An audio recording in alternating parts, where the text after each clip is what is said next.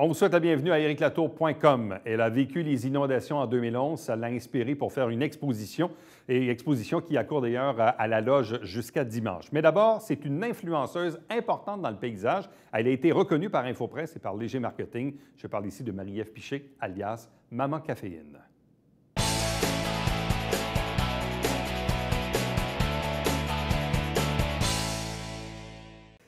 Il y a un mot qui est de plus en plus à la mode dans le monde des médias sociaux, c'est les influenceurs ou les influenceuses. Même quelqu'un vous parle d'un lancement de produit, de campagne marketing. Et souvent, la première question, c'est as-tu un compte Instagram? Puis deuxièmement, est-ce que tu t'es trouvé une personne pour influencer les influenceurs, les influenceuses? Et tout récemment, Marie-Ève Piché de Saint-Jean-sur-Richelieu, alias Maman Caféine, a été désignée par la firme Léger dans un congrès d'Infopresse comme étant l'influenceuse préférée des 23-37 ans en 2019. Elle est avec nous. Bonsoir, félicitations. Merci, bonsoir. Cette désignation-là, je comprends que c'est le résultat d'une étude de Léger, mais au-delà de ça, associé avec Infopresse, mais de quelle façon ça t'a été présenté? De quelle façon est-ce que tu l'as appris? C'est plutôt drôle parce que je croyais que c'était presque un gag. Donc, j'ai reçu un email une semaine à l'avance en m'expliquant qu'il y avait un sommet 2020 de 2019-2020 des médias sociaux qui allait être tenu par Infopresse à Montréal et auquel j'étais conviée parce qu'on allait dévoiler les résultats de sondage pour désigner les meilleurs influenceurs, influenceuses auprès des Québécois, Québécoises de cette année. Donc là, j'étais pas trop certaine, est-ce que c'était un top 30, est-ce que c'était... Je comprenais pas qu'on m'invitait comme une semaine de préavis. Donc, j'ai même fait appeler mon conjoint pour savoir, parce que j'avais une semaine à l'extérieur de prévu. Donc, je voulais savoir, est-ce que je me présente pour me faire juste dire la nomination que j'ai ou est-ce que c'est vraiment une remise? Là? Puis, c'est ça, on m'a envoyé un email. Puis là, en appelant, on m'a clairement dit au téléphone, à Jean-François et moi, tu dois te présenter parce que tu repars avec un prix, ce serait assez important que tu sois présente. Donc, j'ai déplacé mes occupations pour me déplacer cette journée-là. Qu'est-ce que ça représente d'être reconnu officiellement là, par une étude, par une recherche, comme étant une influenceuse importante auprès de ce groupe d'âge qui est les 23-37 ans? Mon premier réflexe, c'était plutôt le syndrome de l'imposteur que j'ai encore et toujours depuis les débuts de mon blog. Parce que je suis un peu arrivée dans le bassin, il y en existait déjà. J'ai parti de zéro, j'ai monté ça rapidement, une grosse communauté. Je n'ai pas d'études en communication. Moi, c'est la psycho, mon domaine. C'est pas du tout les médias. Donc, j'ai toujours eu l'impression que j'étais pas tant dans le bassin, malgré que j'avais une popularité. Par contre, une fois qu'on monte sur scène et qu'on voit tous ces experts-là dans le domaine qui sont dans la salle, on parlait de... il y avait au-delà de 500 personnes de présentes, dont des experts avec qui j'ai tendance à faire des partenariats, puis avec qui on échange pour des collaborations.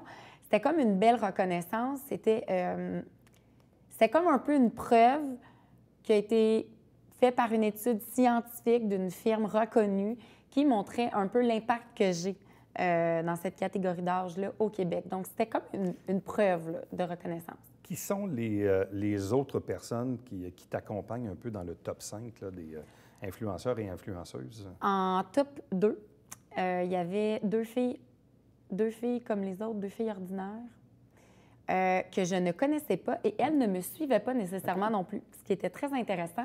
Et par la suite, j'ai commencé à les suivre, puis j'ai compris pourquoi on est arrivé pas loin. Oui, c'était... Elles ont la même mission, puis elles vont rejoindre la même catégorie d'âge par les mêmes échanges un peu avec leur communauté.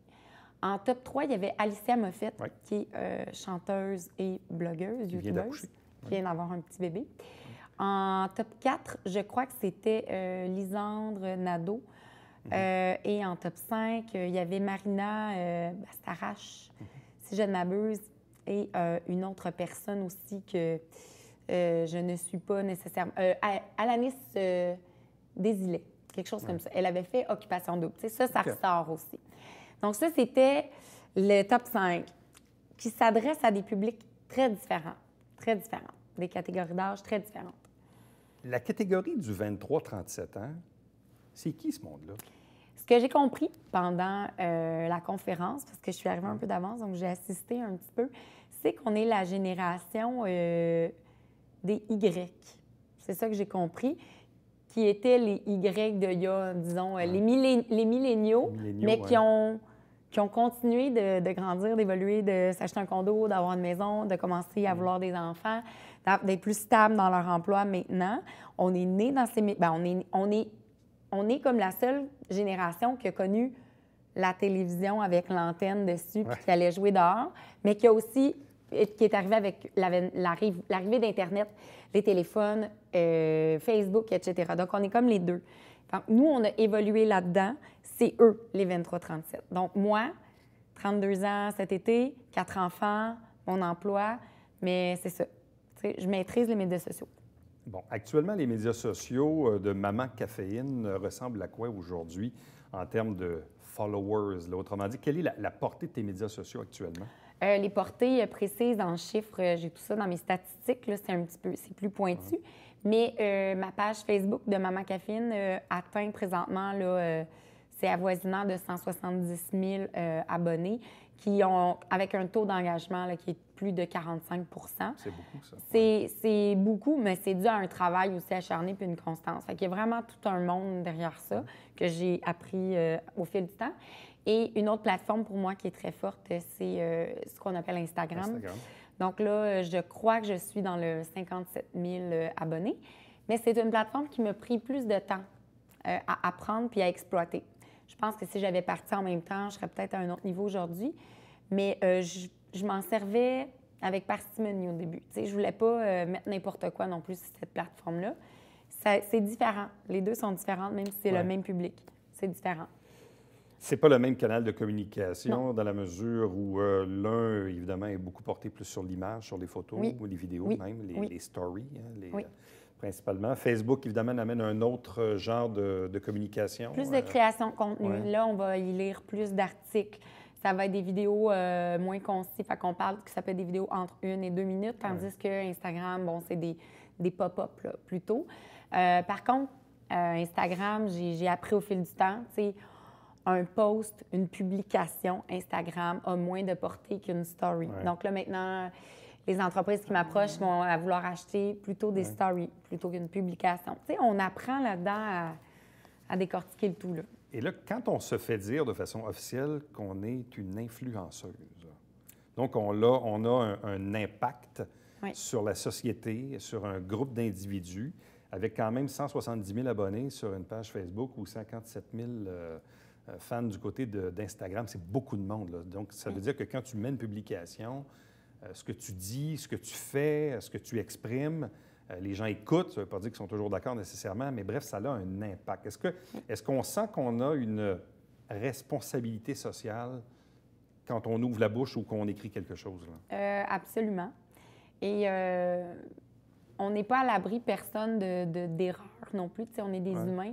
Moi, des fois, je réfléchis à des trucs que j'ai peut-être dit il y a 2 ans, que je dirais différemment aujourd'hui, tu sais. Mais j'avais peut-être moins d'impact. Ma communauté était moins grande.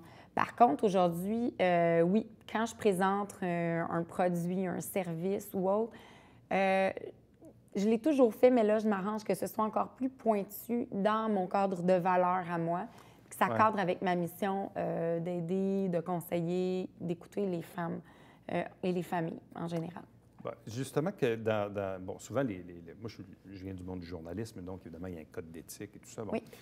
Comment un blogueur, une blogueuse, une influenceuse se situe sur le plan éthique entre faire la promotion d'un service ou d'un produit, évidemment en tirer une rémunération, ce qui est tout à fait correct, je veux dire, pas interdit d'envie de faire de l'argent, mais en même temps que ça corresponde aussi à des valeurs et une forme éthique, pour ne pas dire n'importe quoi sur le simple fait, évidemment, qu'on est payé pour le faire? Bien, premièrement, il faut mentionner que c'est un échange de partenariat. C'est important.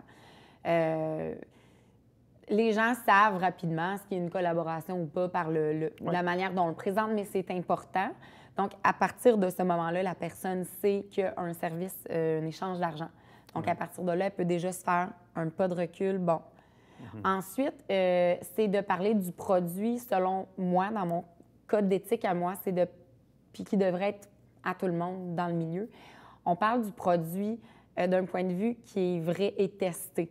Donc, moi, si je reçois quelque chose et dans mon contrat, c'est établi que je dois dire ça et ça et ça, souvent, on me parle d'en parler de façon authentique, mais on me donne des mots-clés. Les mots-clés sont souvent la composante du produit, son prix, l'endroit où on peut le retrouver. Ça ne me dérange pas d'en parler. Par contre, tout ce qui va être lié à l'expérience que le client pourrait espérer avoir chez lui ou qu'il peut s'attendre à vivre, moi, je le fais d'une manière authentique. Donc, du moment où ça ne fonctionne pas pour moi, il y a peu de chances que ça se ramasse sur ma page. C'est malheureux parce que j'ai déjà perdu des partenariats pour ça. À cause de ça? Oui, bien, perdu. Ouais. C'est un choix. C'est un choix. Moi, je me voyais mal faire une promotion de quelque chose qui, finalement, ne cadrait pas du tout dans mes valeurs. Puis, après ça, on a une responsabilité. La personne va nous le dire. C'est important. Comment va la carrière de Maman Caféine à la télé? Ça va bien. Présentement, à Canal Vie, sur 2 plages horaires, avec des reprises, rediffusions dans la semaine, le lundi soir à 18h30. Survivre au souper de semaine que je co-anime avec Caroline McCann, qui est un magazine culinaire. Et le mercredi soir, encore et toujours, la saison 2 de Marabout à 21h. Pour l'instant, on est vraiment dans ça. Les épisodes vont bon train, les saisons ne sont pas terminées. Je suis en rédaction de mon 2e livre. Donc, c'est ça qui se passe, là, télé et autres en ce moment. Comment va la conciliation travail-famille? Parce que tu l'as quand même dit tantôt, tu as 4 enfants. Oui. Relativement en bas âge, quand même, il faut le dire. Là. 7 ans et moins, oui. 7 ans et moins, là. Oui. C'est 4 enfants de 7 ans et moins, ça reste du travail, là. Effectivement, moi, j'appelle ça mon 2e chiffre. Quand j'arrive à la maison le soir, je continue certains emails, certains retours d'appels, etc., mais je gère des devoirs, des leçons, les routines du bain, du dodo. Donc, c'est sûr que ça tient occupé. Par contre, je crois que j'ai jamais eu autant de facilité à organiser mon horaire qu'en étant aussi occupée. Je pense que ça demande plus de structure, de rigueur, c'est tout. Est-ce que tu souhaites continuer d'influencer les gens? Je ne tripe pas sur le terme, Éric, mais oui, d'une manière positive, je souhaite et continuer d'utiliser cette plateforme-là pour faire passer des beaux messages aussi sur la réalisation peut-être de notre impact sur la société, mettre de l'avant des organismes aussi. J'aime beaucoup ça, faire ça. C'est mon désir pour la prochaine année. Ouais. Et sur quel truc as-tu eu vraiment une influence importante et que tu le sais là, que tu as joué un rôle dans un truc particulier? Là? Sur beaucoup de trucs. Par contre, je te dirais peut-être côté environnemental et côté par rapport à un organisme. Je ne vais pas nommer la marque, mais c'était une marque de nourriture qui m'avait demandé de faire... J'ai été ambassadrice pour la propagande de la difficulté de certaines familles à bien nourrir leurs enfants à cause de la pauvreté, en fait. Puis il y avait une grosse campagne où il fallait, si on achetait de ce produit, 100 des profits durant une telle durée de jours allaient être remis à un organisme. Puis on m'a montré les chiffres après qui avaient été liés surtout à l'impact des publications. Puis j'ai trouvé ça vraiment important, très, très... très beau, les résultats. Et parfois, il y a aussi des textes touchants. Oui, oui. Côté influence, oui. Je peux voir comme ça, il y a des textes très touchants qui vont chercher les femmes et des hommes dans des problèmes, dans des obstacles, dans des épreuves qu'ils ont dû traverser dans leur vie. On parle, entre autres, que ce soit quand j'ai parlé avec Belle pour le suicide, la prévention, que ce soit la dépression, que ce soit les troubles d'apprentissage des enfants. J'en parle parce que c'est ma réalité. Donc, tout ça, c'est des sujets, oui, par des textes touchants qui peuvent aller rejoindre beaucoup de réalités. Oui. Marie-Ève Piché, Maman Caféine, merci beaucoup. Merci, Éric. Merci. Restez avec nous, puisqu'au retour, on vous parle d'une exposition qui accourt en ce moment du côté de la Loge, sur la rue Richelieu, dans le centre-ville.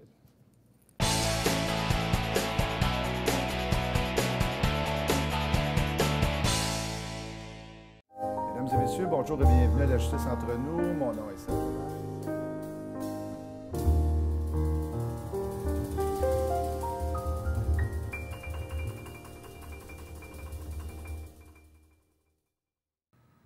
Salut, ici Alexandre Baudouin. Et François Trépanier. François, cette semaine à Sport Express, on parle de vraies courses. Oui, de drift avec le vice-champion canadien Tommy Lemaire et en deuxième partie, l'informateur joannais, William Julien. Une belle Macédoine. Ah oui. Manquez pas ça.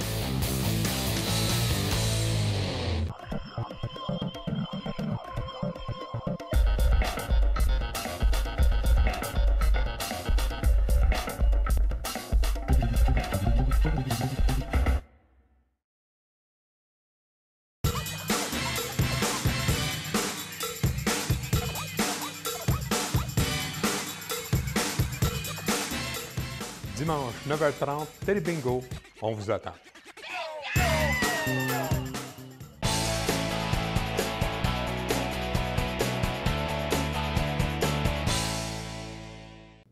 La saison de l'automne, parfois avec son temps gris, nous incite peut-être à aller se promener, se balader un peu dans différentes salles d'exposition. Il y en a une pas très loin d'ici, dans le Vieux-Saint-Jean, qu'on appelle la Loge, au 83 de la rue Richelieu. Donc, c'est tout juste en face de l'ancien Canada français. Et là, il y a une exposition qui accourt jusqu'au dimanche 27 octobre, exposition à la Loge qui s'appelle Débordement. Avec nous pour en parler, Mme Christine Palmieri. Bonsoir, bienvenue. Bonsoir. Merci. Ça s'appelle Débordement. C'est en lien, bien sûr, avec les inondations de la rivière Richelieu en 2011, dont vous-même, vous avez fait un peu les frais. Et dites-moi un peu comment cela vous a inspiré pour bâtir l'exposition qui accourt en ce moment. L'inspiration vient du fait qu'il a fallu lutter. Lutter, oui. C'est la lutte, hein, d'abord, contre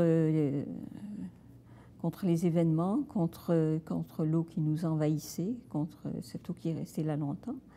Et donc, il a fallu trouver toutes sortes de moyens pour lutter, pour résister. Et donc, la maison, à ce moment-là, se transforme en laboratoire, hein, et en particulier les sous-sols. Je pense que c'est un peu le cas pour tout le monde. Et d'avoir à s'activer, à trouver des moyens, ça provoquait en moi, bien sûr, un effet un peu d'excitation, puisque je suis artiste et que je suis habituée à créer.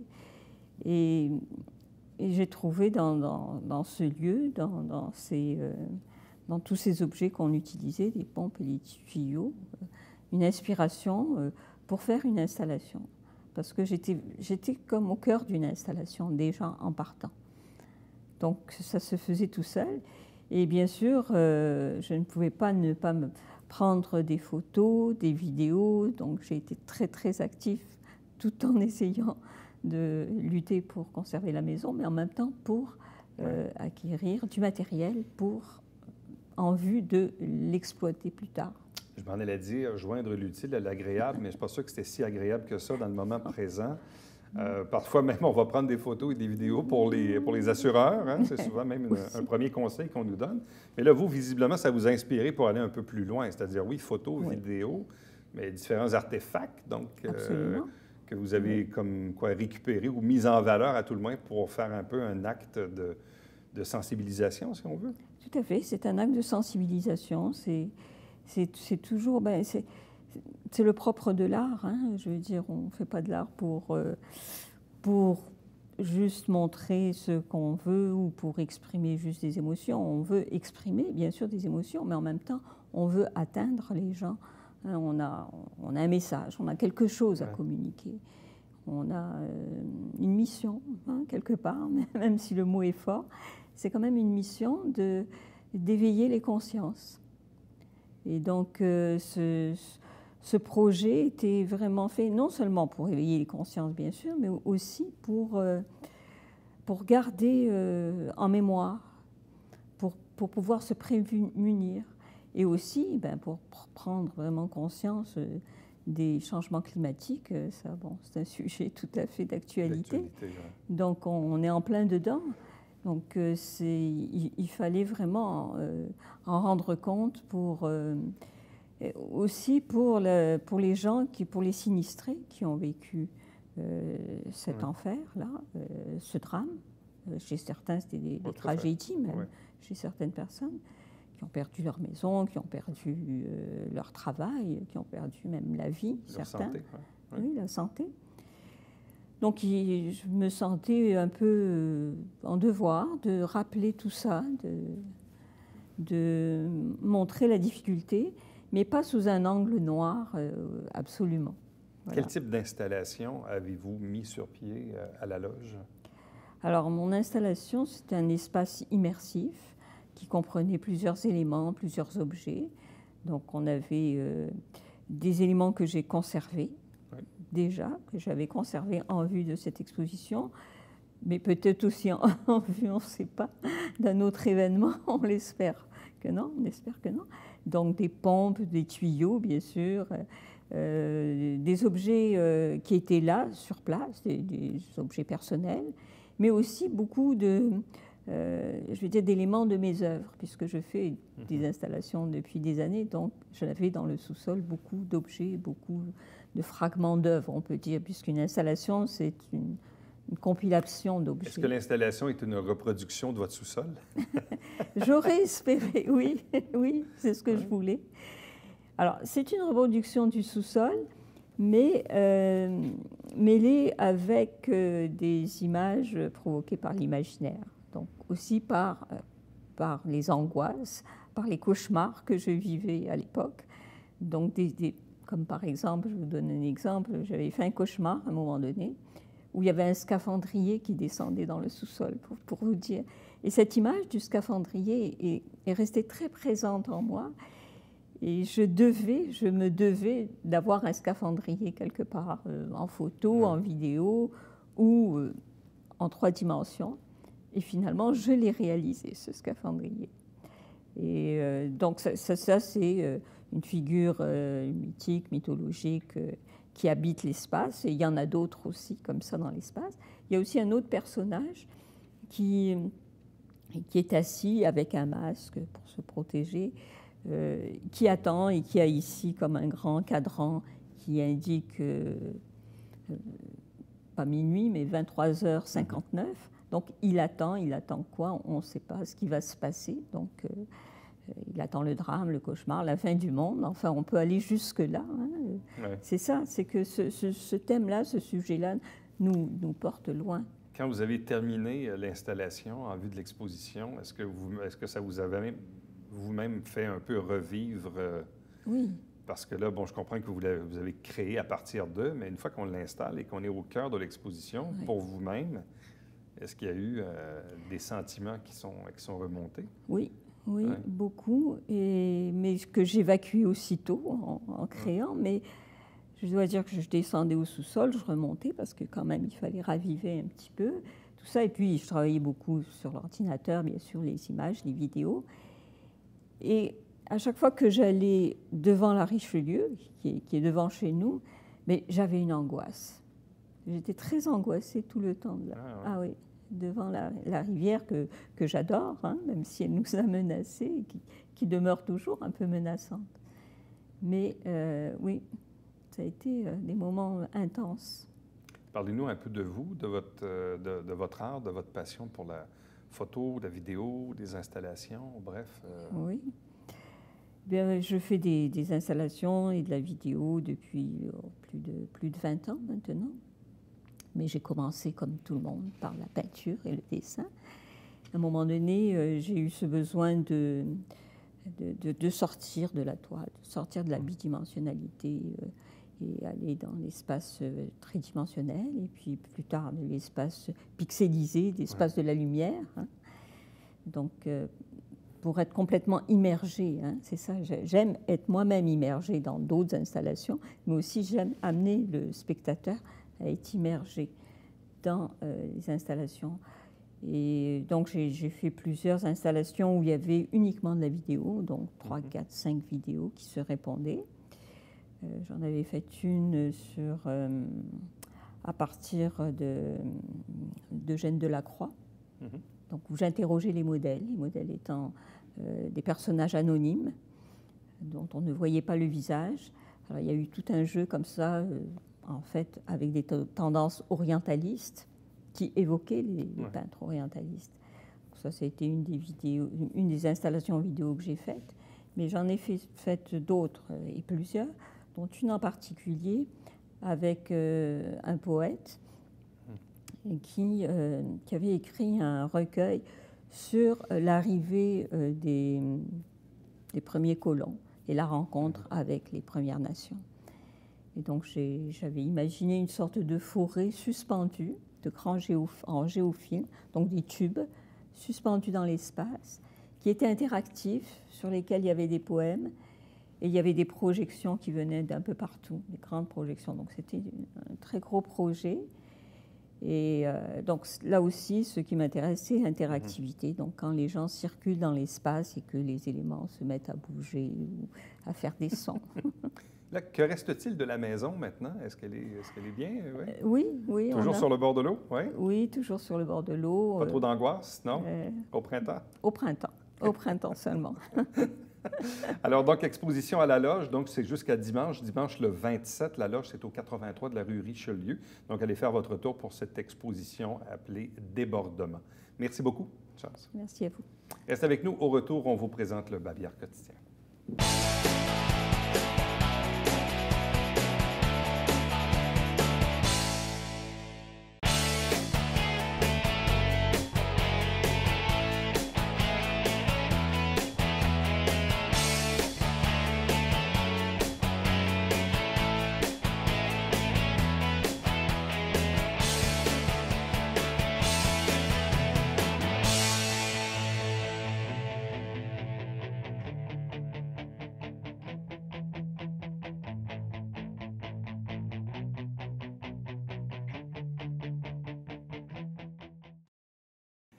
Petit rappel de la nouvelle réglementation pour les animaux domestiques, les chats et les chiens à Saint-Jean-sur-Richelieu, sur, bien sûr, la stérilisation, mais aussi pour les médailles et tout ça, l'enregistrement. Bref, allez lire ça, c'est important. Si vous désirez m'écrire par courriel, Éric Latour en un mot, à commercial tvhr9.com. À demain. Bye-bye.